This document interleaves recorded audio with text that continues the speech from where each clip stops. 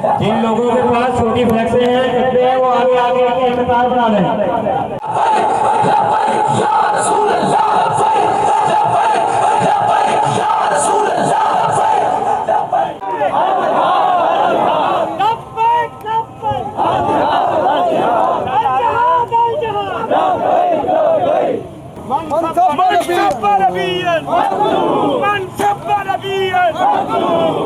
करनी नहीं है कुरान की अज़मत और कुरान की हुर्मत पूरी उम्मत मुस्तफा के लिए वाजिब है।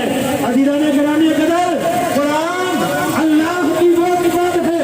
बिस्मिल्लाहिर्रहमानिर्रहीम। अस्सलाम वालेकुम नाज़रीन, इनक़िलाब न्यूज़ के साथ मैं हूं अब्दुल्ला जट।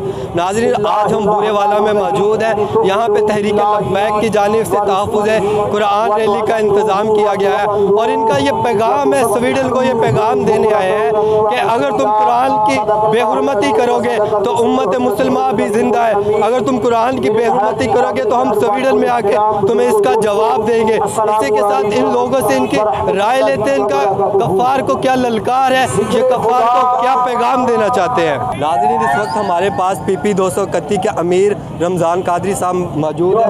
उनसे उनकी राय लेते हैं कि उनके अस्सलाम वालेकुम सर। वालेकुम अस्सलाम। सर, ये तलवार किस लिए रखी गई है?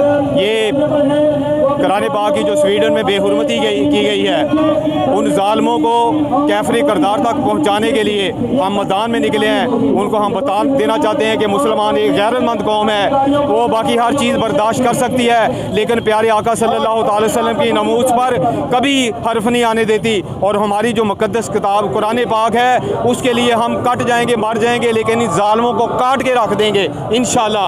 हाँ जी, इस वक्त हमारे पास राना एडवोकेट साहब है, MPA MNA, जो कि तहरीक लब्बैक है। उनसे भी उनका पॉइंट ऑफ कलेक्ट करेंगे कि वो इनके बारे में क्या कहेंगे।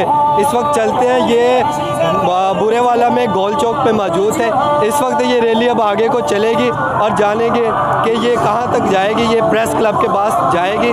उस वक्त तक हम डिफरेंट लोगों से उनका मुतालबा पेश करते हैं। नाज़रीन, इस वक्त हमारे पास बुरेवाले के MPA के उम्मीदवार जुल्फ़ी डोगर साहब मौजूद हैं। उनसे पूछते हैं कि सर, आप कफ़ार को क्या पैगाम देना चाहते हैं जब भी कोई मजहबी त्यौहार होता है या उसी तरह वो मुसलमानों के दिलों को नुकसान पहुंचाते हैं, कभी हमारे नबी की शान में गुस्ताखी करते हैं, कभी हमारी मुक़द्दस किताब को जलाते हैं। आप कफ़ार को क्या पैगाम देना चाहते हैं? मेरे भाई, उन ममालिक में ये चंद लोग होते हैं जिन्हें आप जिस तरह हमारे मुल्क में खारजी लोग होते हैं, पूरा माशरा इस तरह नहीं है, लेकिन वहाँ की हुकूमतों को हम ये पैगाम देना चाहते हैं, इससे आलमी अमन तबाह होगा।